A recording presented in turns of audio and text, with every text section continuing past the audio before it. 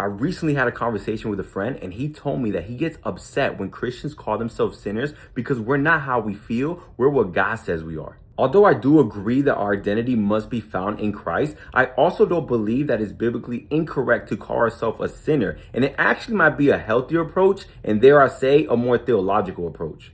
Two reasons why I think it's valid for us to still call ourselves sinners is number one, and I think this one's an easy one, is that the Apostle Paul himself called himself a sinner. In 1 Timothy 1:15, he said that Christ came to save sinners, of whom I am the chief, of whom I am the worst. He didn't say I was the worst. He said I am the worst, and I am not greater than the Apostle Paul. So if the Apostle Paul had the humility to call himself a sinner and had no problem in calling himself a sinner, then I see no issue with us doing the same.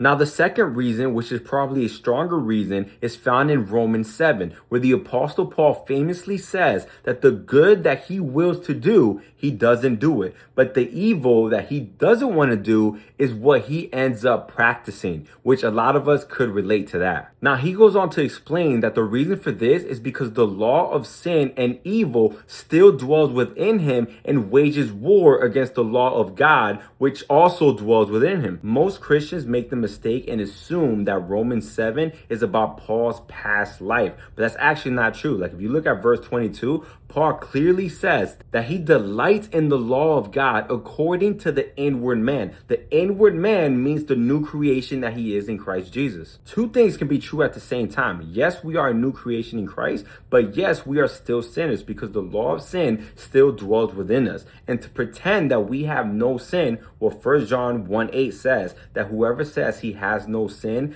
deceives himself. And we might not know this, but to say that we are not sinners implies that we have been fully glorified, because it is only when we are fully glorified that we're going to be fully healed and liberated from sin. So unless you have been fully glorified, you probably shouldn't say that you're no longer a sinner. Instead, we should be like the Apostle Paul and say that in this life, we are being transformed from glory to glory. We're not there yet, but by God's grace, we keep pushing forward and we keep persevering. Because I was saved, I am being saved, and I am going to be saved.